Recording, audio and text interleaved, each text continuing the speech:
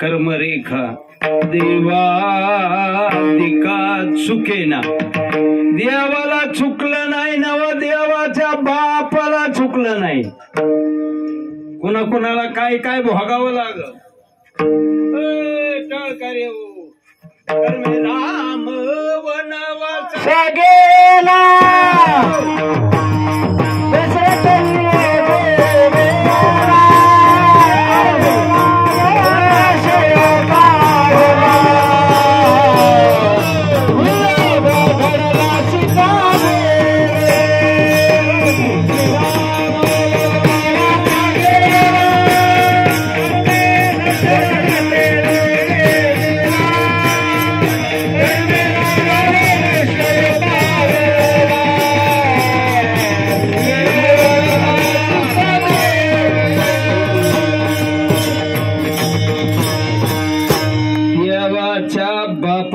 कर्म चुकलं नाही. 2च मिनिटांमध्ये राम प्रभूला सोडून सुमंतीचा रथ अयोध्येत येतो.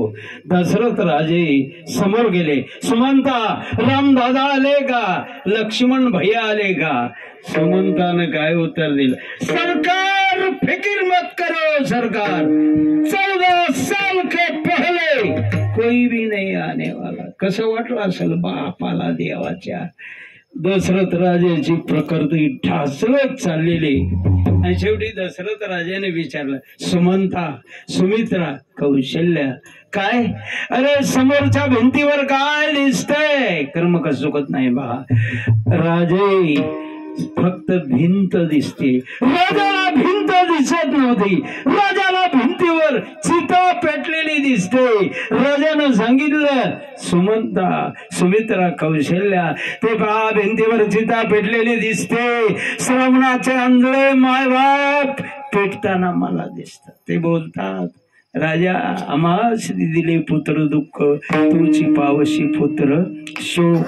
आम्ही श्रावण फळाच्या विरहानं मायबाप त्याचे मरत आहोत. राजा तुला फेड फेडावी लागेल. तुला सुद्धा तुझ्या थोरल्या भावाचं 6 वेळा नाव घेऊन मरावं लागेल रे. आज मला कळलं. आता एक कर कौशल्या, मी मेल्यानंतर, मी नाही फक्त राजा दशरथ सांगतो, माझ्या पार्थिव देहाला कैकेयीच्या हाताचा स्पर्श लावू देऊ नको. मला सद्गती मिळणार नाही. शेवटचा प्रसंग. श्रावण बाबा बाळांच्या आईवालाच्या शापाप्रमाणे राम कहो, राम कहो, राम राम कहो, राम राम. 6 वेळा पोराचं नाव घेऊन देवाच्या बापाला मारावं लागले.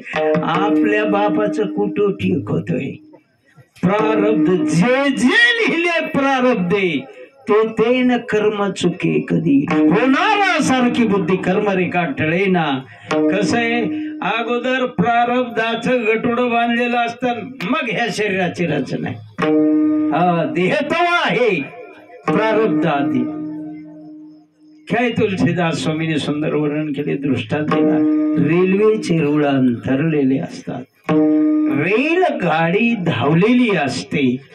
25 किलोमीटरचं वळण आहे. रेल्वे मास्टर ड्रायव्हर किती हुशार असू द्या, त्यानं जर ठरवलं 25 किलोमीटर वळण घेण्यापेक्षा मधल्या मार्गाने आळंदी स्टेशनला गाडी तुझ्या बापाच्या हातात नाही रे.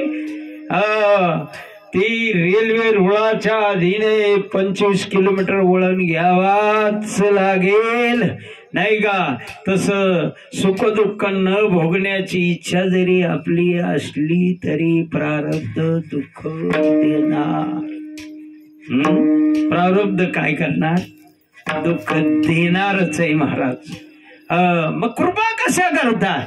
प्रारब्धात बदली फक्त संत आणि भगवंत याच्या कृपेत आहे. म्हणून कृपा करायला ते कृपेत काय ताकद आहे. 2च मिनिटांमध्ये विठ्ठल विठ्ठल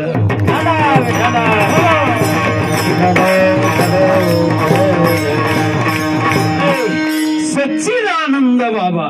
पहा संताच्या कृपेत किती शक्ती तुमच्या डोळ्यासमोर ठेवतो. सच्चिदानंद बाबा यांनी आपला देह सोडलेला आहे.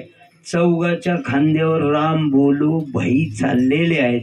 इतक्यामध्ये त्यांची पत्नी माग रडत आहे आणि समोरून निवृत्ती, ज्ञानदेव, सोपान, मुक्ताबाई चारी भावंड आली. सच्चिदानंद बाबांच्या पत्नीला वाटलं संत दर्शनी हा. हो, सच्चिदानंद बाबाच्या पत्नी गेल्या माऊलीच्या पायावर मस्तक ठेवलं. काय माऊलीने आशीर्वाद दिला, सौभाग्यवती हो. माऊली माऊली रडत रडत बोलते, तुम्ही तर मला सौभाग्यवती मान दिला आणि मालक तर चौघाच्या खांद्यावर निघाले. माऊलीने सांगितलं त्याला खाली टाकवा. पहिल्यांदा घरी मेलेलं मड कुठं टिकली ते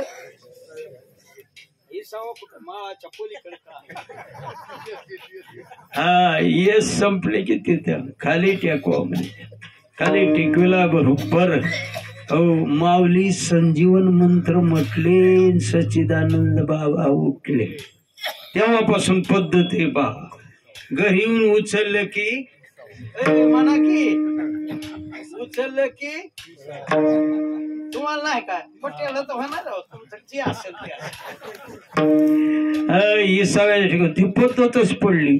लगेच तिथं टेकवायचं, बघायचं उठतंय का नाही, उठतंय का नाही. उठलं ना मागची मोर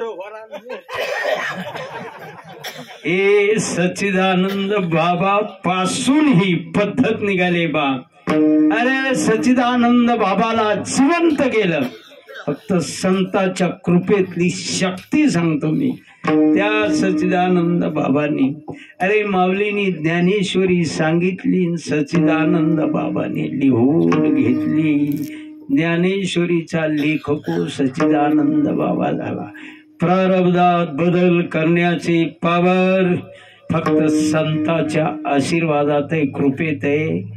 किंवा ते एका राजाला 7 पुरी झाले असलंच कीर्तन करावं लागतं, ते कळतंय. हा, बाकीचे आजात वादन विवर्त वादन म्हणले बुवा तर वादच काढी बसला. ह्याला डोंगरावर कुठल्या तरी लोक भाषेत कीर्तन केलं. 7 मुली झाल्या. राजा म्हणला पत्नीला राणीला 8व्यांदा जर मुलगी झाली ना तुला 16वरच देईन.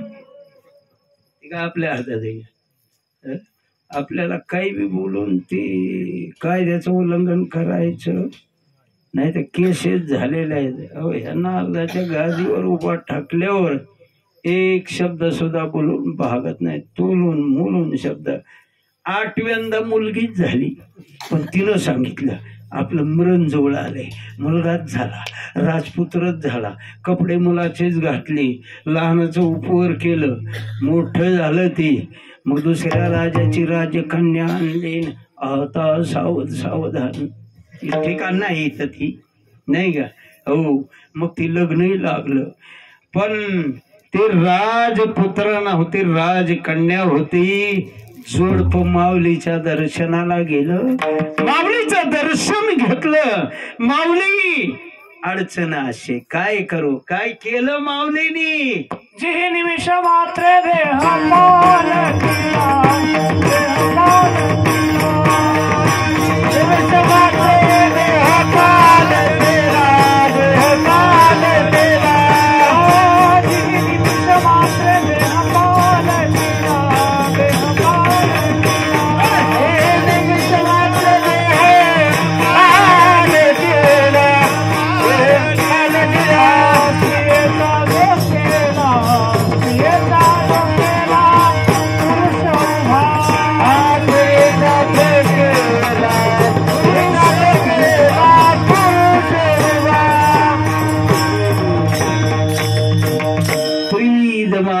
देह पालटिला, स्त्रीचा तो केला पुरुष. अरे ही शक्ती संताच्या कृपेत आहे. आता देवाची बी कृपा बघू. म्हणजे मग ही महादेवाकडे तुकाराम महाराज कृपा मागतेत. खरंय का खोटंय ते कळेल. सुदाम देवानी दररोज आपल्या पत्नीला सांगावं, सुशीला माझा मित्र द्वारकेचा राजा आहे, सुशीला म्हणले कंटाळा आला तुमचा मित्र द्वारकेचा राजा. इथं तर महाशिवरात्रीच्या दुसऱ्या दिवशी अन्नाचा कण नाही, माझा मित्र द्वारकेचा राजा. मला तुमचा मित्र द्वारकेचा राजा आहे, तुम्हाला सकाळी निहिरीची पंचायत आहे, काय म्हणतेस? जा मित्राकडे काहीतरी मागून आणा. सुदामदेव रडू लागले. अरे आपत्ती काळामध्ये मित्राच्या पुढे हात पसरून त्याच्यातलं माझ्यातलं प्रेम कमी करणार नाही. पतिदेव मागायला नका जाऊ, पण भेटायला जा. सुदामदेव निघाले, पण चित्र डोळ्यासमोर आलं. 4 दिवसाचं उपवासी कुटुंब आहे, 4ही मुलं उपवासी, पत्नी सुदामदेव उपवासी आहेत, आणि मुलं आली जवळ. वडिलाच्या पायावर दर्शन घेतलं पायाचे. पप्पा लवकर या, मान हलवले. मग गाठी गाठीचं लुगडं नेसलेली सुदामाची पत्नी सुशीला जवळ आली, पतीच्या पायावर मस्तक ठेवलं.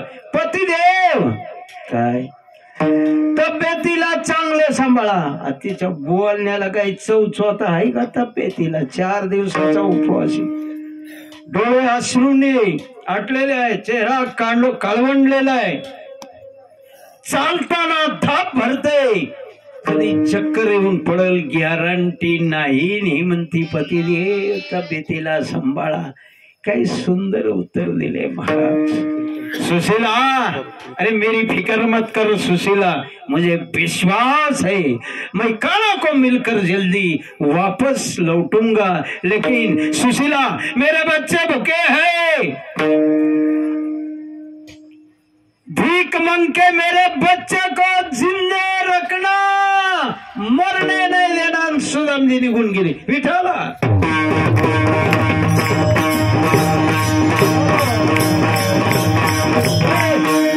गेले 4 महिने लागले, आणि गेल्या बरोबर द्वारपाळांनी अडवले. अरे कहा जा रहे हो, कहा जा रहे हो? तो कृष्ण परमात्मा माझा मित्र आहे नाही का? सुदामदेवाने सांगितले, द्वारपाळा, ए द्वारपाळा, अरे द्वारपालो कन्हैया से कह दे उधर तुझदा तेरी बात है, उधर तुझदा तेरी बात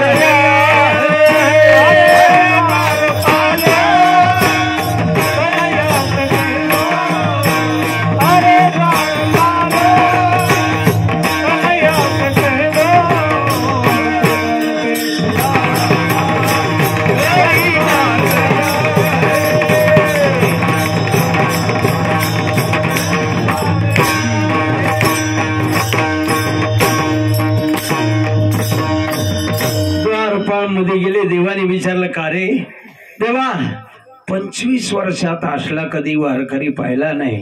काय रे? तिच्या अंगावर फाटके कपडे. तो म्हणतो थापटाके जा पोराव, तो म्हणतो कृष्ण परमात्मा माझा मित्र आहे. देवाने विचारलं, सगळं विचारलं, पण त्याचं नाव का नाही विचारलं? विचारलं, क्या नाम बताया? हो, सुदाम म्हटला. बरोबर देव भक्ताला भेटण्याकरता उतावेळ इतका होतो, एका एका ढ्यांगात 4 पायऱ्या भगवान उतरत आले. कडकडून मिठी मारली. सुदाम देवाचे पाय धुवायचा प्रोग्राम आहे का? हो, सुदाम देवाच्या पायाची पूजा केलेली ना. आता कुंकू लावायचा टाइम, हे तर प्रारब्ध आहे का? कुंकू लावत असताना अंगठा खाली होता, 4 बोट देवाच्या समोर आयटीत बसवलेलं आहे. देवाने पाहिलं, सुदाम देवाच्या कपाळावर लिहिलेलं होतं श्री क्षय. श्री म्हणजे लक्ष्मी, क्षय म्हणजे नाश. पण देवाने काय केलं आहे का? गंध लावला, त्यावेळेला अंगठावर गेला, 4 बोट खाली आली. श्री क्षयच यक्ष श्री केली, धनवान हो. सुदामाच्या कपाळी लिहिले होते भिकाची मागावी, पण सुदामाच्या कपाळी विधीने लिहिले, देवाने लिहिले भीक न मागावे. देवाला काही मागितलंच नाही, पण ज्या वेळेला गावाकडे गेला तेव्हा लोखंडाची नगरी दिसली का दवाखान्याला मी काय आता हार घालू? काय केलं गावात गेलो काय दिसलं? सुदामा ब्राह्मण सुदामा ब्राह्मण दुःख दारिद्र्य पडेला मुष्टी मोहे घेऊन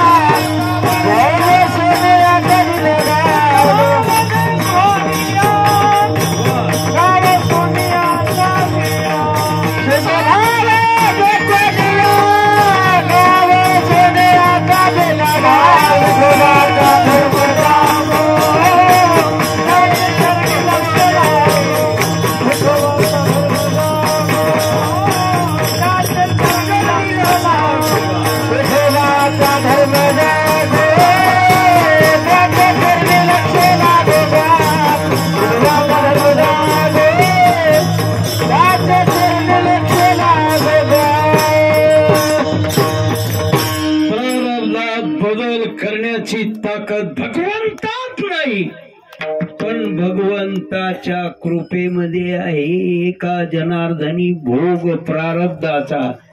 पण हरीची कृपा झाली तर हरी कृपे ज्याचा नाश. बस ही ताकद कृपेचा असल्यामुळे जगद्गुरु तुकोबराय भगवान शंकराला म्हणतात कृपा कराल ते थोडी.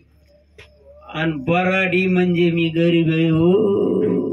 बराडी शब्दाचा अर्थ गरीब आहे, कृपा करा. आणि देवा ओ देवा. बरं संप्रदायाप्रमाणे 2 मिनिट आपण भगवंताचं नाम चिंतन करायचं. पुरुष मंडळीने वरी हात करा. लय गुंडी खाल्ली 2-2 हातानं मागा. बरोबर आहे. भात बी चांगला होता. कडी होती का वरी? हात खाली यायला लागलेत, खाली यायले. कडी खाऊन सुद्धा खाता खाली यायला लागलेत का? एका बाबाने ते एकच हात वरी केला. मला काँग्रेसचा पंजा दाखवा. मला काय देणे घेणे का? 2 हात वरी करायचे. एका हाताने टाळे वाजत नाही. टाळी अशी कडाक्याची वाजली पाहिजे. शेजाराची टाळी नाही ऐकवाली पाहिजे. का बरं टाळी वाजवायची? एकच आहे. खाली हात आणू नका. दुखू द्या. पाप कमी करायचंय आपल्याला. रामदेव बाबा सांगतात टाळी जर कडाक्याची वाजली तर 100 वर्षाच्या आत कधी झटका येणार. टाळीचा आणि हृदयाचा संबंध आहे. आणि एखाद्याने जर वल सावलीला खाली हात केला असला रे बाबा, आजपासून 14व्या दिवशी तुमच्या गोड जेवणाचं कीर्तन ह्या पट्ट्याचं होणार आहे. यासाठी केला होता अट्टहास. मग आता अट्टास करायचा हाताने टाळी. बरीच लोक असतात हाताने टाळी वाजवी त्यातून तोंड बोध. मुख्याचा जन्म येईल पुढला बाबा. मग हाताने टाळी आणि मुखाने त्या पांडुरंगाचं नाव, त्या पांडुरंगाचं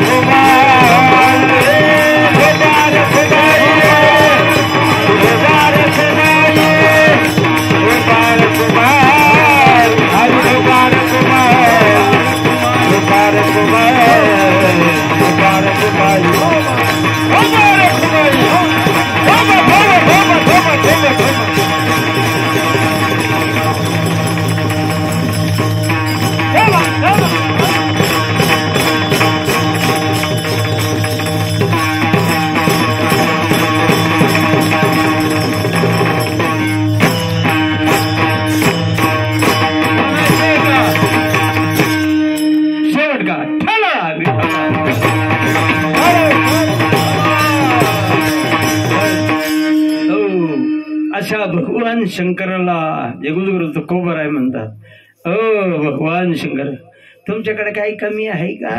तुम्ही तर कृपेचे सागर आहात. तुका म्हणे तुझवरणी पुराणे होय नारायणे दया सागर आहे तुम्ही सागर.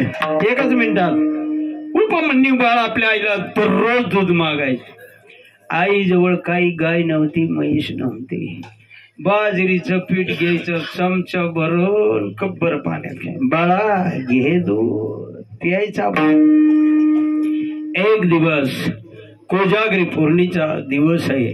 राजपुत्र मित्राकडे गेले. ते काय बाजरीच्या पिठाचं आठीव गोठीव खडी साखर पत्री विलायची सुगंधी चंद्राचा प्रकाश पडलेला दिलं राजपुत्र मित्रांनी त्याच्याकडे प्यायला. आणि मित्राला विचार, ए मित्रा काय काय रे हे? तुला कळत नाही ह्याला दूध म्हणतात. मग माझी आई देते. मला माहिती का तुझी आई कसलं दूध देते? म्हणून बाळ घरी आलं. आई काय रे दूध दे. आईने लगेच रोजचा प्रकार चालू केला. म्हातारे मला फसवलं असतो, असलं दूध नाही मी पिणार. मग मी माझ्या राजपुत्र मित्राकडे पेलो तसलं दूध पाहिजे. आई ढसा बाळा मी तसलं दूध देऊ शकत नाही. मग सांग नाही दूध कोण देईल? माता बोली बाळकाशी दूध मागे देवापाशी. आई देव कुठं? अरण्यात वाटी घेतली. फक्त देव किती कृपाळे किती उदार आहे. उदाराचा समुद्र कसाही पाठव नाही का. वाटी घेतली. हो अरण्यात ध्रुव बाळ गेल्याबरोबर देवाला माहित आहे, अरे वाटीवर दूध जर याला दिलं तर अपमान माझा आहे. वाटीवर दूध देण मागणाऱ्याला आडपदी बाळ बसवला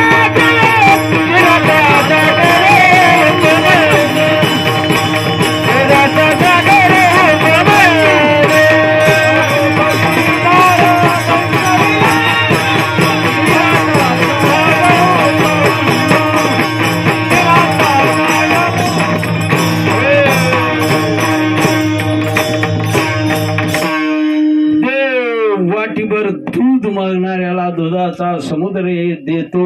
मन देवा तुमच्याकडे काय होणे काय होणे तुम्हापाशी. मी तो अल्पची संतोष. आता शेवट आहे का ना नाही का. मला ते बरं वाटायला एक बी डुकली खायला बरं वाटायला चांगलं वाटायला लागले नाही का. मागणारा असतो पण देणारच नसतो. आणि कधी कधी मागणाऱ्याला वाटतं जास्त देवा, देणाऱ्याला वाटतं थोडं. पण इथं मागणारे तुकाराम महाराज आहे, देणारा भगवान शंकर आहे. कस काय देऊ शकते? पहिलाच बोहळा आहे शिव. कशामुळे बोहळा? प्रपंचातला भोळा वेगळा, परमार्थातला भोळा वेगळा. प्रपंचात गबाळी कपडे घातले की माणसं म्हणते भोळा. भोळा नाही देव. गबाळ्या कापडाकडे पाहू नका. कीर्तन झालं की नवा चप्पल पळवीत. प्रपंचातला भोळा वेगळा आहे. भगवान शंकर कसे भोळे आहेत पहा. लंका कोणी बांधली? भगवान शंकराने. पूजा कोणी केली? असं तर रावण म्हणायचं की रावण. पूजेचे मंत्र एवढं सुंदर म्हटल्याबरोबर हे बाबा बोहळा आहे. रावणाला सांगितलं मी प्रसन्न आहे. भगवान शंकर आहे, काय मागायचं ते मागा. ते रावण नाही. ते मला दुसरं काय नाही. ज्याची वास्तू शांतीला मी पूजा केली तीच मला द्या. लंका भगवान शंकराची पण बोहळ्यापणात गेली रावणाकडे. पार्वतीच द्या वरंब्रोही काय घोळा. आता एक जण वनात हे होतं महादेवाचं मंदिर. संध्याकाळच्या वेळेला एक चोरट गेलं. चोरट्याला वाटलं कुणी आहे का बाबा, पुजारी फिजारी काहीच पत्ता नाही कुणाचा. मग चोरट्याला वाटलं इथं काही दिसवी ना. पण ती नंदीच्या वर एक मोठी घंटी होती महाराज. 5 किलोची. हो, आणि नुसत्या पितळाची. एवढी घंटी जर हल्ली ना महिनाभर बघायचं काम नाही.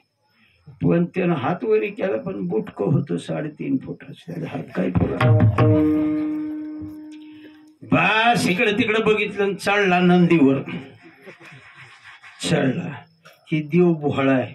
अरे बापरे, म्हणजे ही तर पूर्ण अख्खाची आकार पण झाला आपल्याला.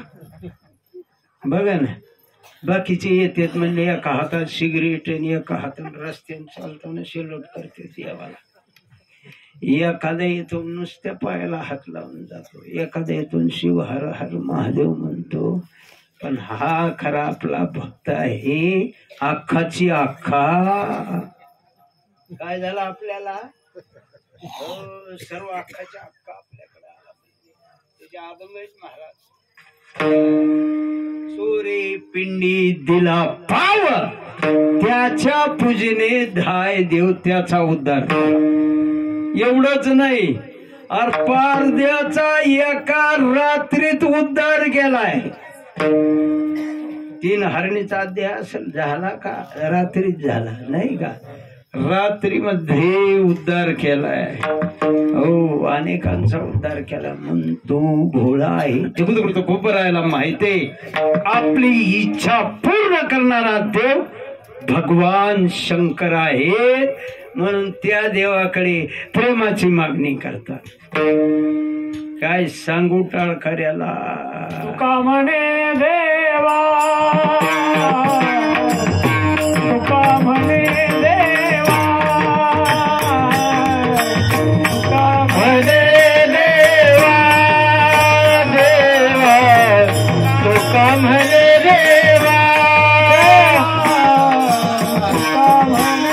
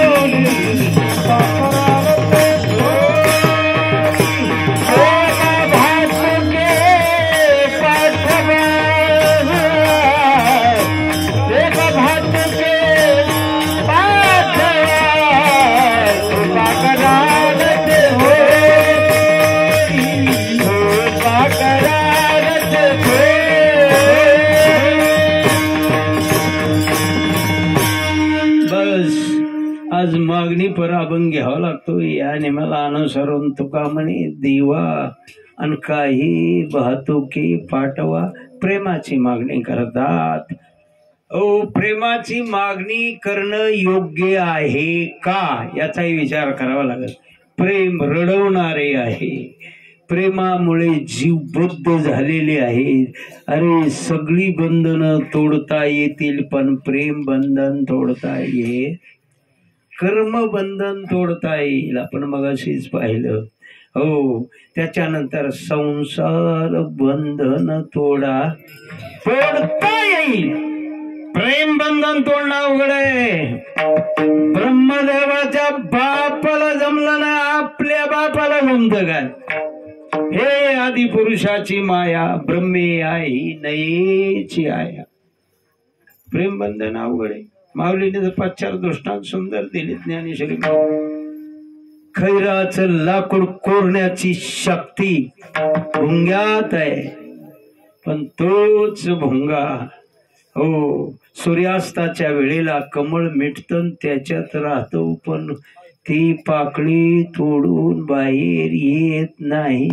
जैसे भ्रमरभेदी कोडे बलतैसे काष्ट कोरडे, परी कळी के माझे सापडे टोळे. तेथ उत्तीर्ण होईल प्राणी, मरून जातो, पण कमळाला चिरून बाहेर येत नाही. त्याच कमळाच्या पकडीवर असलेले प्रेम बंधन तोडणं अवघड आहे. एवढंच नाही, अर्जुनासारखा वज्रदेही खंबीर अंतकरणाचा. काय घडलं? अर्जुनानं सांगितलं देवा सेनयोर उभयोर्मध्ये रथम स्थापयामी. दोन्ही सैन्याच्या मधोमध नेऊन रथ उभा कर. देव ड्रायव्हर होता पण वसिल्याचा नव्हता. खरा खुरा भगवंतानी युक्ती केली. गुरु भीष्माचार्याच्या समोर रथ नेऊन उभा केला ना. अर्जुनानं पाहिलं काय काय झालं ती संजयला जाऊन विचार.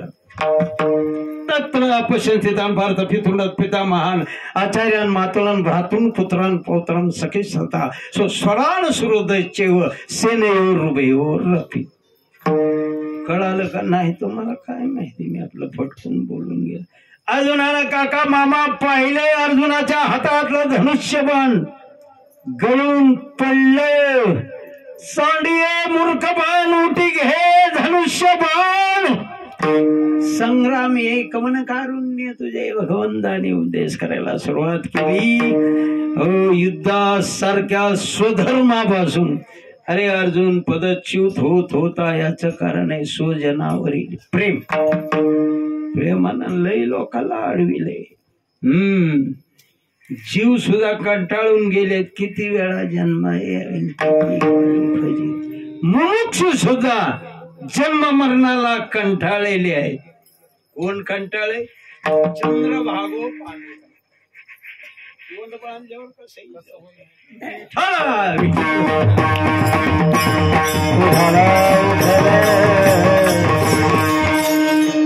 मुमुक्षु सुद्धा चंद्रभागो पांडुरंग. मन करा प्रसन्न. झाले प्रसन्न आमचं. कैवल्याच्या चांदण्याला भुकेला शको. बस नको जन्म मरणाचा नको येर झालं नाही का. सगळी कंटाळे. आणि तुकाराम महाराज तर भगवान शंकराकडे मागणी करतात. काही भातुके प्रेमाची मागणी करतात. तुकाराम महाराज प्रेम रडवणारे आहे. प्रेमाने जीवबद्ध झालेले आहेत. तुम्ही काय देवाकडे प्रेमाची मागणी करता. कोणत्या प्रेमाची? प्रेमात दोन प्रकार आहेत. वैश्विक प्रेम आणि भगवत भक्तीचं प्रेम आहे. तुकाराम महाराज वैश्विक प्रेम रडवणारे असल्यामुळे त्या प्रेमाची मागणी करत नाही. शास्त्रांनी संतांनी धिक्कार केला आहे. तुका म्हणे कडू वाटतो प्रपंच. विठ्ठल हे चित्त प्रपंचापासून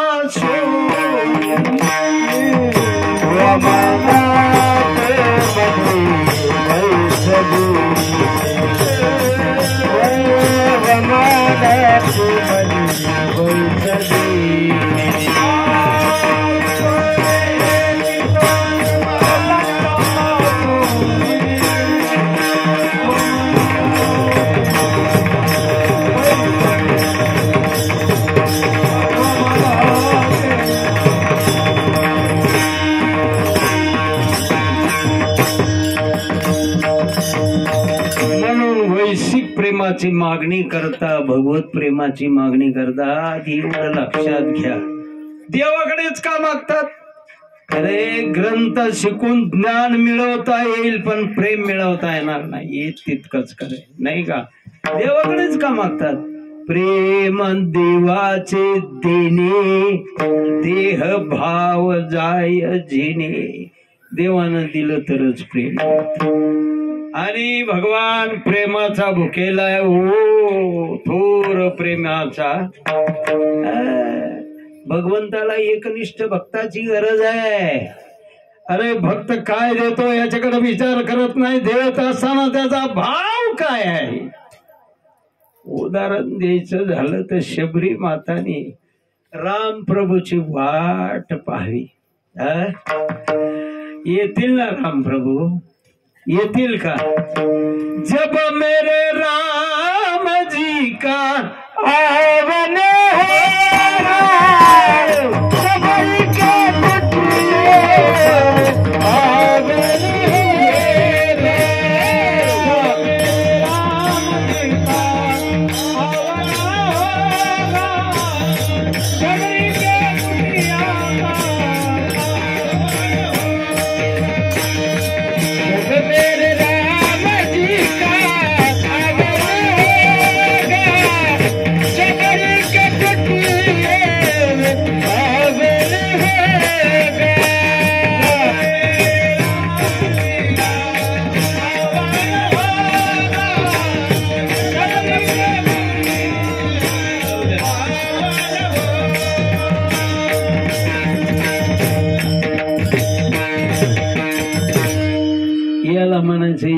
एकनिष्ठ प्रेम एवढंच नाही.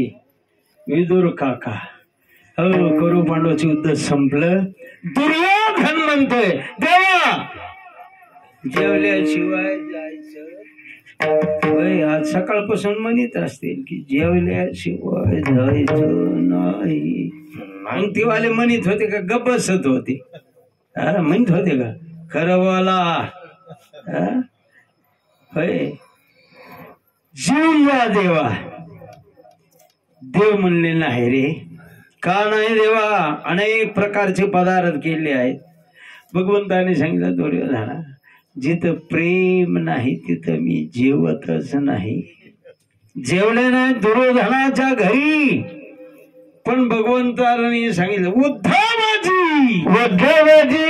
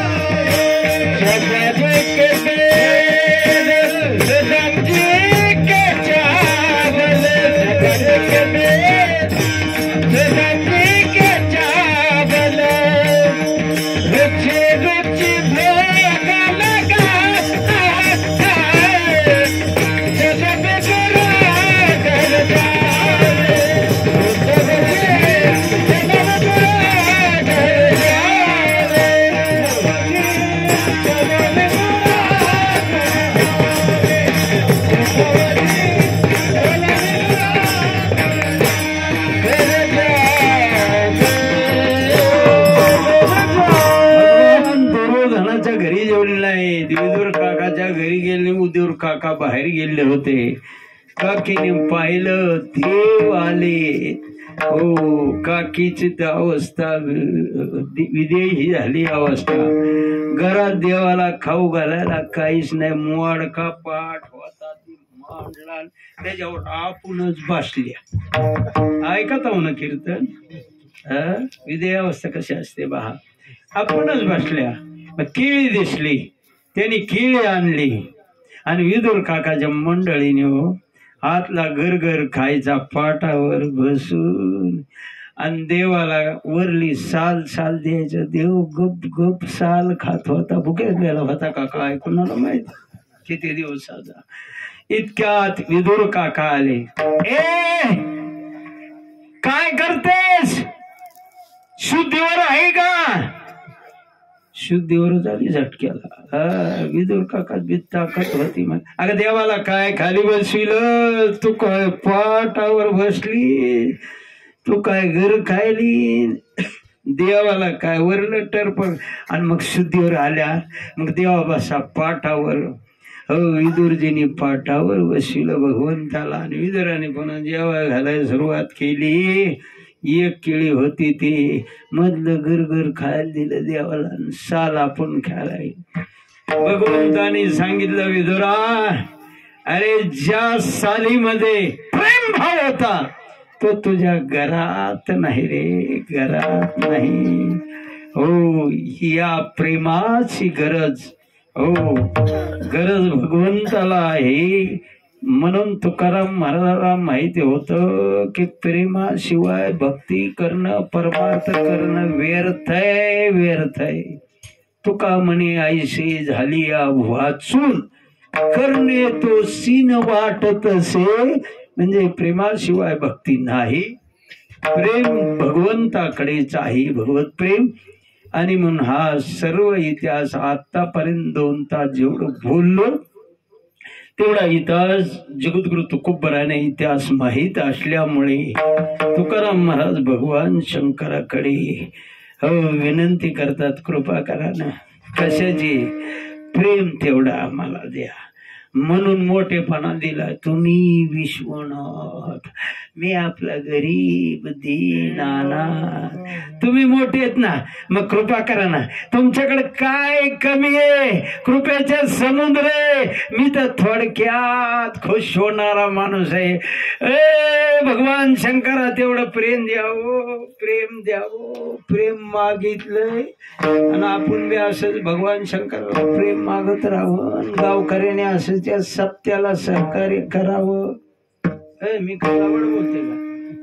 कोणाचं काही असेल सोडून द्यायचं आणि या सप्ताहाला प्रत्येकाने सर्वांचा दिवस सर्वांनी सहकार्य करून भगवान शंकराची जर सेवा केली तर तुमच्यावर कृपा केल्याशिवाय राहणार नाही. म्हणून सद्गुरु रामचंद्र बोधले महाराजांच्या आशीर्वादाने झालेली सेवा भगवान शंकराच्या चरणी समर्पित करतो.